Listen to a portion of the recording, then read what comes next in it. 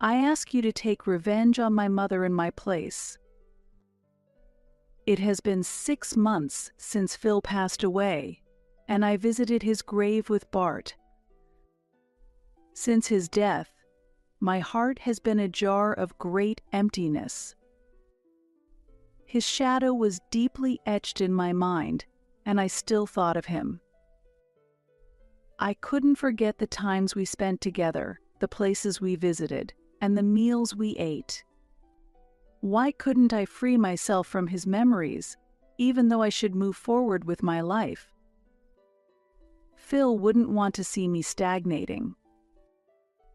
Despite knowing this, there were unexpected moments when I thought of him and tears overflowed. Wanting to look ahead but not knowing how, I lived a life filled with worry. However, on the way back from the grave visit, a slightly bulging envelope given to me by Bart cleared my mind. A letter from Mr. Phil. This is what he wanted to convey and what he wanted to pass on. Suspicious, I took the letter from Bart and opened it at home. Inside, a USB emerged. The USB contained several letters and photographs. Upon checking the contents, it became clear that Phil had been involved in a difficult situation. Knowing this, I felt I had to face forward for his sake. My name is Betty White. I'm 35 years old. I work for a small regional company and live a calm life. Returning home from a workplace where the staff is kind, upon turning on the lights, there is no one to greet me as I am single. But that's not a problem. I have no intention of marrying anymore. In my heart, there is only one husband, him. Until 2 years ago, I had a husband named Phil by my side. However, he has left this world. He ended his own life. I met Phil during college, when I joined the club he was a part of. At first, we weren't very close. However, our relationship quickly grew closer after a drinking party. At that time, I was still underage and couldn't drink alcohol, so I watched the drunken seniors while sipping on a non-alcoholic beverage. After the party ended without incident, and we were about to go home, Phil and I realized we lived in the same direction. Are you heading back? Do you want to go together? Really? Are you sure? Yeah, I'm worried about a girl walking alone. Thank you. Despite having barely spoken before, Phil was considerate of me. His kindness was palpable, and for some reason, I felt embarrassed. The quiet of the night enveloped us, and only our footsteps could be heard. I felt a thrill from the ambience unique to this time of night, though it was also slightly awkward. There was no conversation. Since we hadn't really talked much before, it wasn't surprising that I felt awkward. Despite this, it was Phil who dispelled the discomfort. Sorry. Was it a bit noisy today? What? No. The drunk people were loud. I hope they didn't bother you. No, it's okay. Phil apologized while feeling embarrassed. I was just watching everyone having fun. I hope I can drink soon too. Really? Upon hearing my comment, Phil smiled warmly. From that simple remark, our conversation slowly began. We talked about our university life and shared our hobbies and favorite things. While it wasn't exactly lively, the interaction with Phil was pleasant. I hope to have such conversations with him again. That wish came true sooner than I expected. After walking home together that day, Phil started initiating conversations with me. We gradually began to walk home together more often, and that developed into a relationship where we enjoyed meals together, just the two of us. Half a year after that drinking party, we started going out. Though we were from different apartments, the time we spent together increased. Every day was filled with joy and happiness. Even after Phil started working, our bond did not change. After I started working, topics about the workplace and bosses increased, but our relationship continued just like in our university days. It was tough to blend into the workplace in the early stages of my career, and I often faced difficulties. However, I was able to overcome these challenges because of Phil's support. He was a wonderful person, and I was happy to be with him. I had always dreamed of marrying him, and it seemed he wished for the same future. 8 years after we started dating, Phil proposed to me. "I will definitely make you happy," he promised with a serious look. There was no reason to refuse. "I'm looking forward to that," I replied. And so, we got married and started a new life as partners. Our relationship did not change after marriage, and we were filled with happiness. While our new life was happy, adjusting to it also came with its struggles. Getting used to our new life together took some time, but during those times, my mother-in-law supported me. She had always been warm, and I heard that my late father-in-law was equally kind. Is there anything wrong, she would ask over the phone sometimes, and she would visit us as she lived nearby. She kindly taught me some cooking tips and everyday tricks, taking great care of me. We often enjoyed meals together. There was no specific day or time set, but it seemed she chose weekday nights when I came home from work. "I'll take care of everything, so just relax, Betty." "But I can't just leave everything to you. Don't worry about it. You must be tired from work." "Thank you." At first, I often felt guilty, but it seemed that my mother-in-law enjoyed spending time with us. Gradually, I became more natural around her without feeling the need to be overly considerate. Then, the tension I used to feel seemed to completely disappear. Phil is my only child. I really enjoy talking to someone of his generation. My mother-in-law treated me as if I were her own daughter. On holidays, we sometimes went shopping together or sat at home, enjoying our favorite teas and chatting. Since my own parents lived far away, I couldn't see them often, but I was very grateful for my mother-in-law's thoughtfulness. However, those peaceful days came to an abrupt end. The cause was my mother-in-law starting a cafe. I knew she had always wanted to open a cafe, so it wasn't a surprise. When Phil proposed quitting his job to help her, I was surprised, but I supported his decision. Until Phil's income stabilized, I decided to provide financial support. Perhaps due to a lack of competitors, my mother-in-law's cafe was more successful than anticipated. "It's busier than we thought. Mom seems happy." "That's wonderful. Do you have regular customers?" "A few." "That's good.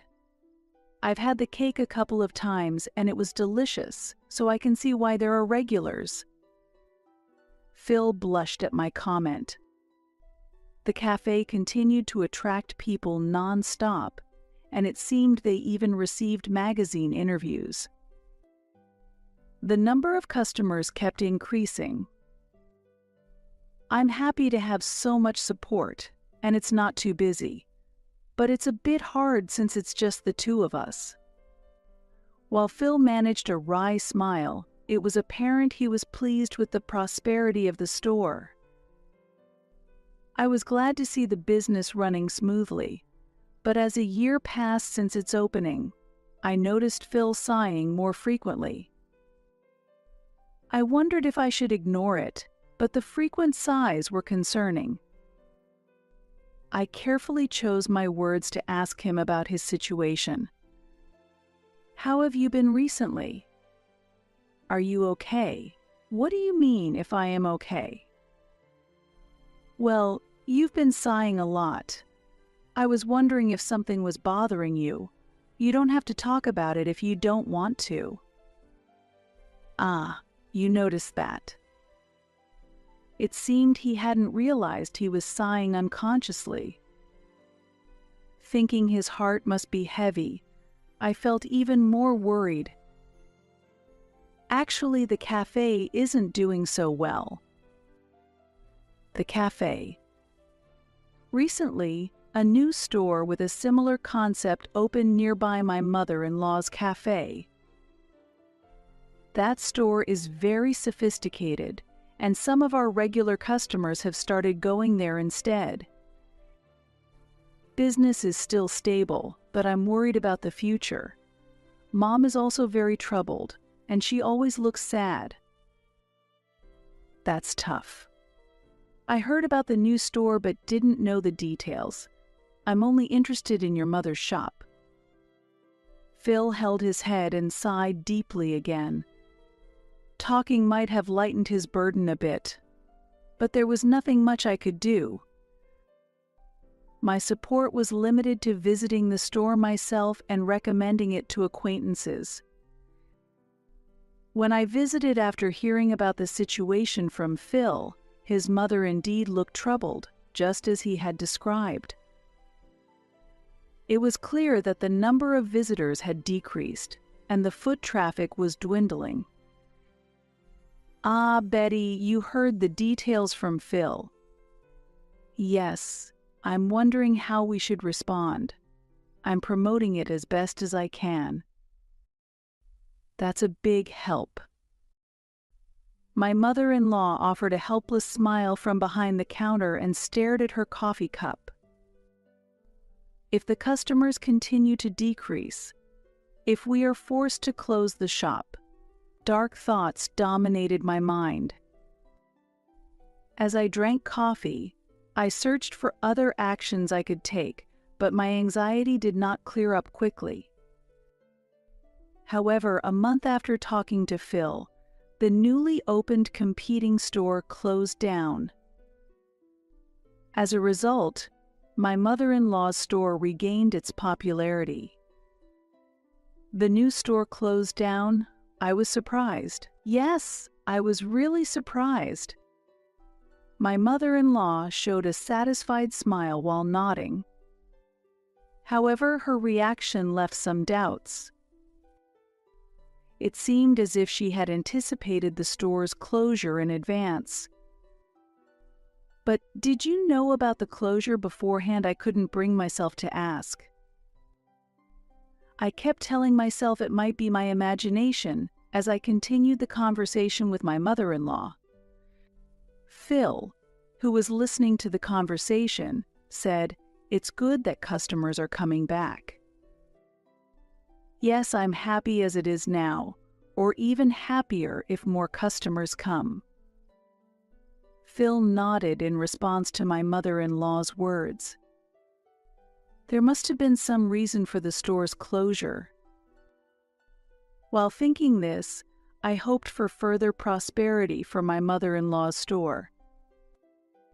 However, this event triggered a strange phenomenon in the area. Stores around my mother-in-law's cafe, except for hers, began to close down, one after another. At least 3 stores had closed down within a month. The stores that closed down were of the same type as my mother-in-law's cafe. Lately, stores around here have been closing a lot, haven't they? When I revisited my mother-in-law's store, I casually brought up the topic. Really, why is that? But it helps that customers from those stores come here. I felt that my mother-in-law was questioning the rapid rate at which stores were closing, but she didn't seem overly concerned. While she seemed surprised on the surface, her demeanor and way of speaking made me feel like she was hiding something. Weren't you close to the other stores? No, we did interact, but I never expected it to come to this. It's truly surprising. My mother-in-law appeared inwardly pleased that the stores were closing in succession. However, it was difficult for me to understand. In this situation, I would probably feel more fear than joy.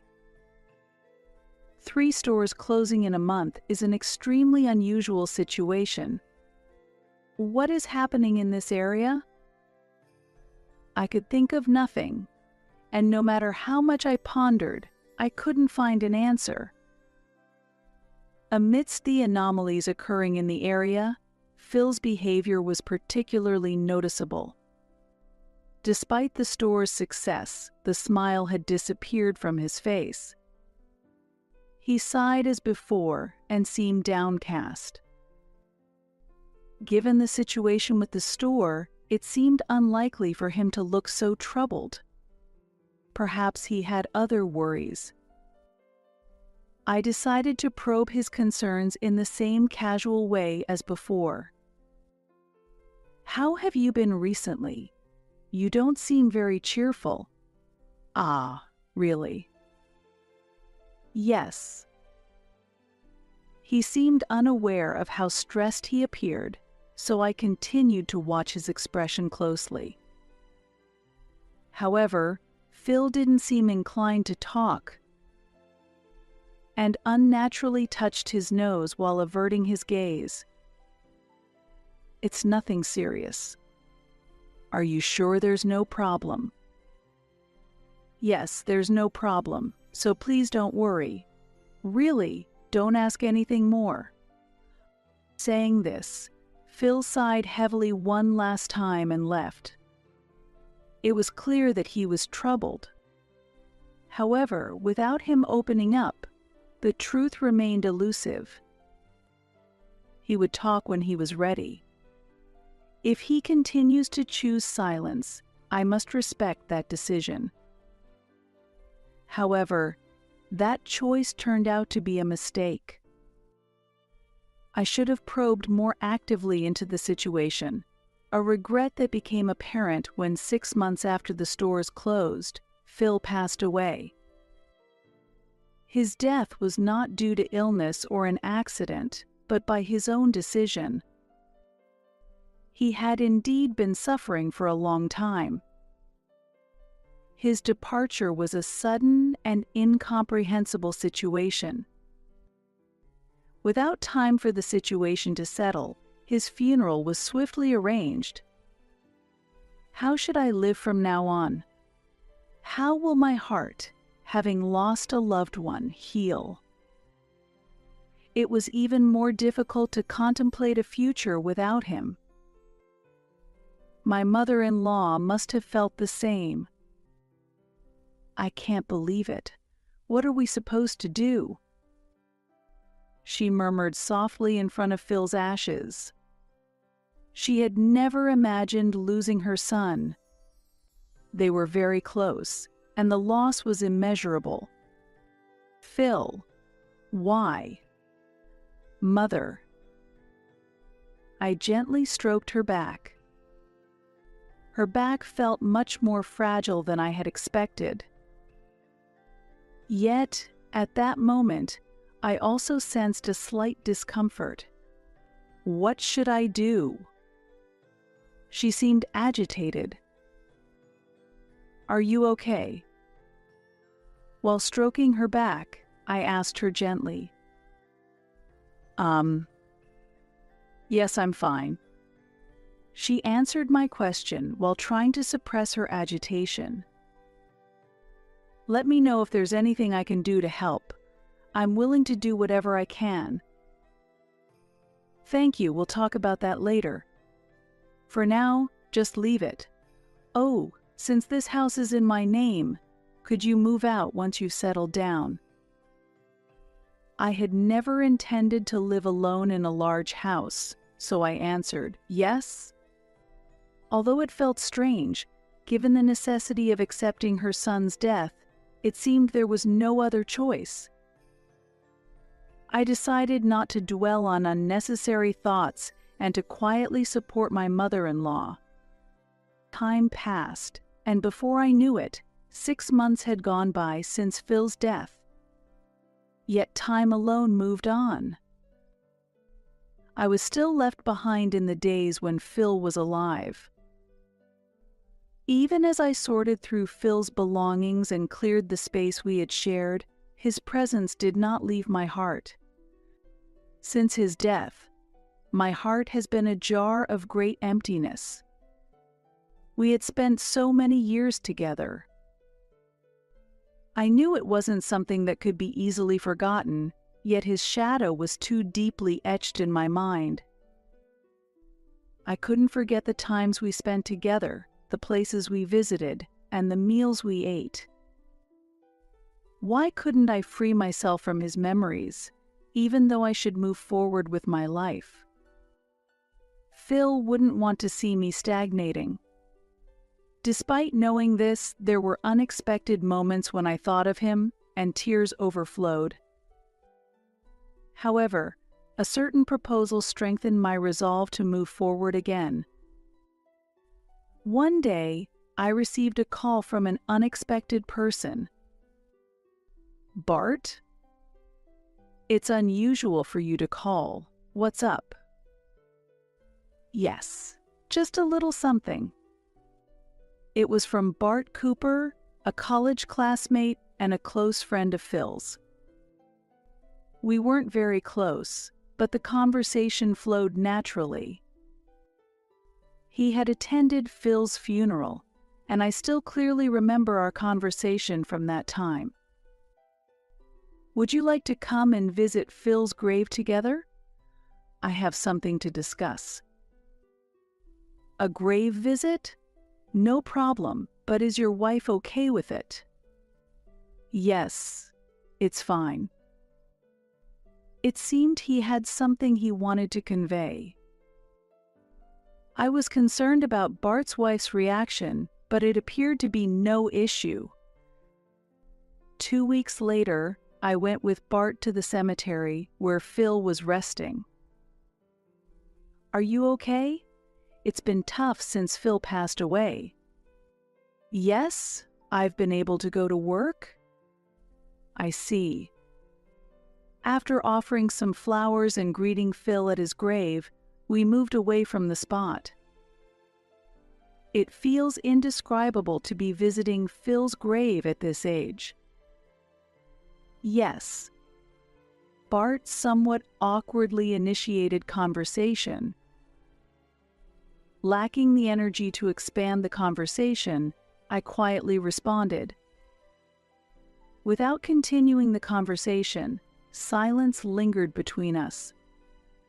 However, that silence was soon broken by Bart's words. "Hey, there's something I wanted to tell you today." In the heavy atmosphere, Bart handed me a bulging envelope. A letter. Yes, a letter from Phil. He wanted me to pass this on, something he wanted to say, and something he wanted you to have. I hadn't expected that Phil had entrusted a letter to Bart. I took the letter and looked at the envelope. After Phil passed away, this letter arrived for me. It seems he had sent it beforehand. In the letter, he wrote that he wanted me to give this to you after 6 months had passed since his death. Why he had left the letter this way, and why after 6 months, filled my mind with questions. "This envelope contains Phil's feelings," said Bart. "May I see it?" When I asked, Bart checked the surroundings and shook his head, speaking in a low voice. "Look at it at home. Make sure no one finds it, especially not Phil's mother." Why, I asked? "That's what Phil wrote in the letter. I don't know what's inside, so please take care," Bart replied. He looked at me with a serious expression on his face. "Understood," I quietly answered, slipping the envelope into my bag. After parting with Bart, I hurried back home and opened the envelope in my room. What had Phil left behind? If it was something that needed to be hidden from his mother, it might not be something good. As I opened the envelope with trembling hands, filled with tension and fear, out came a USB drive, several photographs, and many sheets of letters. I'll read the letters first, I thought, picking up the thick stack of papers. "I ask you to take revenge on my mother." The words prominently written at the top sent chills down my spine. As I read further, shocking facts about my mother-in-law were revealed. They were incredibly shocking, and I couldn't immediately accept everything. Ah, right. The photos and the USB. I immediately began looking through the enclosed photos and the USB. Is this really? My thoughts stopped, and I became unsure of what to think. Understanding the true nature of the matter seemed beyond my grasp, and I was reluctant to comprehend it. But it was unavoidable. I picked up the letter again and continued reading. No matter how many times I read it, the content remained the same, and my hands trembled even more. My mother conspired with local gangsters. According to Phil's information, there was evidence that my mother-in-law had collaborated with local gangsters to benefit her store, and the proof was included on the USB and in the photographs. She had started seeking help from the gangsters when new stores opened nearby and began taking away her customers. The consecutive closures of the stores were all orchestrated by the gangsters at my mother-in-law's request. She first contacted them shortly after opening her store. The gangsters initially came to demand money, but she managed to drive them away. However, when a new store opened, they reappeared. They demanded, "We'll ruin the store for you, but you have to pay us." After much anguish, my mother-in-law agreed to pay the money in exchange for the gangsters' help in shutting down the competing store. After that, the connection between the gangsters and my mother-in-law grew even stronger. All of this was detailed in the letter Phil had left behind. Phil had witnessed the negotiations between his mother and the gangsters. In fact, he had been involved himself. At the end of the letter, Phil wrote, "I can't take it anymore. I'm sorry." It was clear that Phil couldn't bear his situation any longer and took his own life. It was obvious why he found it hard to talk to anyone about it. Now I understood why he had previously told me not to worry. Phil. But knowing the truth, I thought I should have listened more to him. I felt overwhelmed by a sense of despair. Thinking of Phil, tears naturally started flowing. However, I couldn't just stop here. I needed to carry out the revenge against my mother-in-law as Phil had asked, to fulfill his last wish. I gripped Phil's letter tightly and resolved to take revenge on my mother-in-law. I've come again. Betty, welcome. Even after Phil's death, I continued to visit my mother-in-law's store. That habit didn't change even after reading the letter. My view of my mother-in-law had changed. The discomfort I felt when the surrounding stores were closing and during the funeral might indeed have been justified. After fully grasping the facts, I could see why Phil felt as he did. Would you like the cake set again today? Yes, please. I'll leave the choice of cake up to you. My mother-in-law smiled warmly and began preparing the cake set swiftly. The shop seemed much more serene than before. Since Phil's passing, my mother-in-law had reduced the operating hours but continued to maintain the shop. Ideally, I should have helped, but due to my job, I could only visit occasionally to see her running the shop alone. However, now that the circumstances had changed, so had the conversation. If it's all right with you, may I help at the shop? I see you working so hard all the time. Feeling compelled to witness the other side of my mother-in-law, I insisted on offering my help. That would be very kind of you, but aren't you tired too, Betty? No, I'm fine. Initially hesitant, my mother-in-law understood my earnest offer and agreed. If that's the case, could I ask for your help? If you can help, maybe we can extend the business hours a bit. Let's do that. I'll give it my all. I did not want to believe that what Phil had said was a lie. Yet, having depended on my mother-in-law so much, a part of me wanted to believe in her innocence. However, my wish was not to be fulfilled. While preparing to open, I suddenly overheard my mother-in-law speaking to someone. There's a new troublesome store that has opened. I'll pay, so do the same as you did with the previous stores.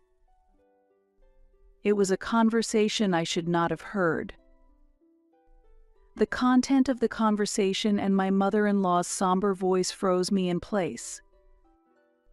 But with this, I felt I could give up any lingering doubts. I resolved myself and began planning my revenge against my mother-in-law. 2 weeks later, just before opening the shop, I again heard my mother-in-law talking to someone. Yes, that's right. That person's similar. The dark, somber tone of her voice wrapped me in tension. Let's settle on that, and we'll meet again in a week. Understood. See you then. After confirming that my mother-in-law had ended the call, I approached her. Mother-in-law, who were you talking to? Oh, you startled me. Were you here? Yes, I've been here for a little while. Who were you talking to? Having asked, there was no turning back. I pressed on. It's someone you don't need to worry about. Let's continue getting ready. I've finished the preparations. Could you tell me who you were talking to instead? As I persisted, my mother-in-law gave me a cold look. I told you, it's not your concern. It was a conversation with the gangsters, wasn't it? It's pointless to try and hide it. With that, I placed the USB and photos that Phil had given me on the counter. My mother-in-law's eyes widened in shock. She let out a deep sigh, as if realizing she could no longer hide anything. What is this? These are the things Phil left behind. They are proof of your connections with the gangsters and that you've been using them to sabotage other stores. There are contracts, everything, all the agreements you made with them, it's all in the USB. I would like to say it's all fabricated, but if you know this much, there's no point in hiding.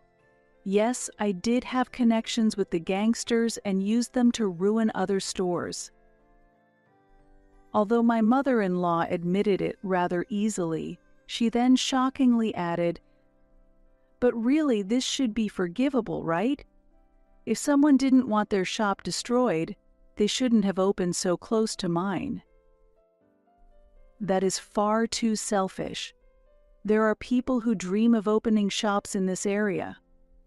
Why is it wrong for them to realize their dreams? This place doesn't belong to you alone. Enough with the noise. What other people think doesn't matter. It's wrong for them to interfere with my business. With that, my mother-in-law slammed the counter in anger. They all try to pull me down. Why can't they stand to see me succeed? Phil, too. If he didn't like the situation, he should have just left quietly without saying anything. What are you saying? That he should have just left silently? That's not what I'm trying to convey. There are proper ways to do things. Conspiring with gangsters for the sake of a business is unthinkable. Do you realize that is a crime? A crime? That's irrelevant. If it's not discovered, whatever you do is no problem. In fact, if Phil hadn't told you, you wouldn't even know, right? Unable to refute her words, I lowered my head. Seeing this, my mother-in-law gloated. "You didn't know anything, did you? Poor thing, you got dragged into this?" Dragged into what? Exactly. I never imagined Phil would be afraid of the gangsters and leave evidence. At that moment, I became curious about how my mother-in-law really viewed Phil. I had always assumed that she loved Phil, but perhaps that was not the case. "What do you think about Phil?" Listening to my question, my mother-in-law chuckled lightly and answered, "I don't really care. Well, honestly, he might have been a nuisance." What? I was stunned by her unexpected response. Pleased with my reaction, she continued, "I was trying to cooperate with the gangsters for the benefit of the shop, and he rejected that. Despite claiming it was for the sake of the shop, he annoyingly refused and became a real bother. Eventually, he had to agree with me. But the love I had for him faded after his rejection. I think he never really considered the shop's interests." Phil was making a valid point. If he's my son, he should understand my perspective. Whether it's reasonable or not isn't the issue. Children should quietly listen to their parents. She sneered maliciously. She still didn't fully comprehend what she had done or why Phil resisted. Or perhaps she understood, but simply refused to acknowledge it. However, regardless of the reason, what she did was clearly wrong. How do you feel about Phil's death? Don't you think it was your fault? There's no way I would think that. Dwelling on things that have already passed is pointless. Didn't your actions put a lot of pressure on Phil? His letter said he couldn't take it anymore. The involvement with the gangsters, the burden of heavy secrets, it all became too much for him. You're being rather annoying. What? Playing detective? Don't you think that's ridiculous? My mother-in-law shouted angrily. She interrupted me and glanced at the evidence on the counter in front of us. By the way, are you really okay with leaving this here? Something like this. Angry, my mother-in-law grabbed the evidence photos and started tearing them up. Wait, I shouted, but she ignored me. And the USB should be destroyed too, she said, trying to snatch the USB from my hand as I reached for it. Don't touch it, my mother-in-law snapped. She grabbed the USB and threw it into a can filled with water. What are you doing? I asked in shock. Now all the evidence is gone. Since you know everything now, we are accomplices. Do you understand your position? She said coldly. I indeed know everything, but that's because Phil entrusted me to take revenge on you. He deeply regretted his involvement with the gangsters. He couldn't bear it and took his own life. My guess is that he tried several times to convince you to cut ties with them. I replied calmly. My mother-in-law gave me a cold look. Why did you ignore Phil's words? Did you just get caught up in immediate profits and choose the wrong path? Be quiet. How could you possibly understand? You can't run from this. I understand Phil's true intentions. Just shut up.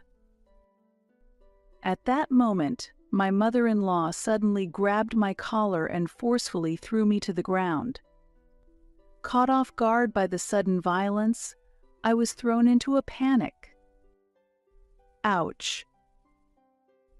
Do you realize what you've done? You've destroyed my life because of your actions.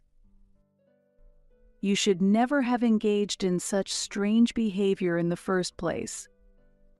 Silence. Can't you just listen quietly? It was the first time I had seen my mother-in-law this agitated. Normally, I would have been scared, but for some reason I felt no fear. You are. As my mother-in-law reached for my collar again, the sound of the store door opening interrupted us. What are you doing? Why is the police here? I called the police before talking to you. She released my collar, and her face showed shock. Indeed, before speaking to my mother-in-law, I had gone to the police to explain the situation and submitted the evidence, so they were already aware of the circumstances. Ideally, I should have gone to confront her with the police, but I wanted to hear the truth directly from her first, so I spoke with her while the police waited nearby. Please explain in detail. You need to come with us, the police said as they moved my mother-in-law away from me and directed her toward the patrol car. Wait. You were deceiving me, my mother-in-law suddenly shouted. What do you mean by that? What deceit? I asked calmly. That you had called the police. Continuing with anger, my mother-in-law seemed overwhelmed. I slowly got up and watched as she was led away. You always care only about Phil. Please be quiet, the police officer instructed. She complied and started walking toward the patrol car again. Her back looked smaller than ever, as if the weight of her guilt was literally pressing down on her, crushing her under its burden. While I was unsure if the method of revenge Phil sought was right, all he had entrusted me with was the wish to see it fulfilled. However, with the involvement of the police, the crimes of my mother-in-law and her connections with the gangsters were exposed, ensuring that their wrongdoing would not prevail. From the evidence Phil left behind and my mother-in-law's attempts to sever ties with the gangsters, I was convinced this was the revenge Phil had desired. I truly believed I had avenged Phil's unresolved grievances. Returning home, I looked at Phil's portrait. Phil, we did it, I said. Considering that this form of revenge was what Phil had wanted, I felt it was the right outcome. Reflecting on Phil's efforts to stop his mother from getting involved with the gangsters and the extent of his struggle, It's clear his feelings were profound. Now, as I pray before Phil's portrait, I am genuinely glad that I could avenge him. Subsequently, more of my mother-in-law's crimes came to light, and she was convicted in court. Additionally, several gang members involved were arrested. According to the police, all the crimes committed by my mother-in-law were related to her store. It's not hard to imagine that in her desperation to protect her business, she resorted to various illegal activities. While I can understand her motives, there surely was a right way to handle things. Perhaps a different approach could have prevented Phil from taking his own life. No one seeks a future where no one can be happy. I find myself nostalgic for the early days when she opened her store, times that were peaceful and joyful. If possible, I often think I would return to those happier times. Since this incident came to light, I have completely cut off my relationship with my mother-in-law. The last expression I saw on her face was one of anger as she was being taken away by the police.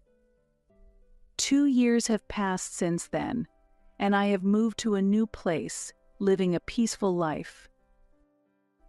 Occasionally, I remember my mother-in-law's angry face, but it didn't become a trauma. However, the fear from that time was intense, and I strongly feel that I never want to experience anything like it again. After everything settled, I made a thank you call to Bart. He had been worried about me and seemed to have been living uneasy days as well. I wonder what future would have awaited if Bart hadn't passed on the letter, if I hadn't upheld Phil's wish. I earnestly hope that this peaceful life continues. That is my greatest wish. Believing that Phil continues to watch over me, I hope to maintain this peaceful life.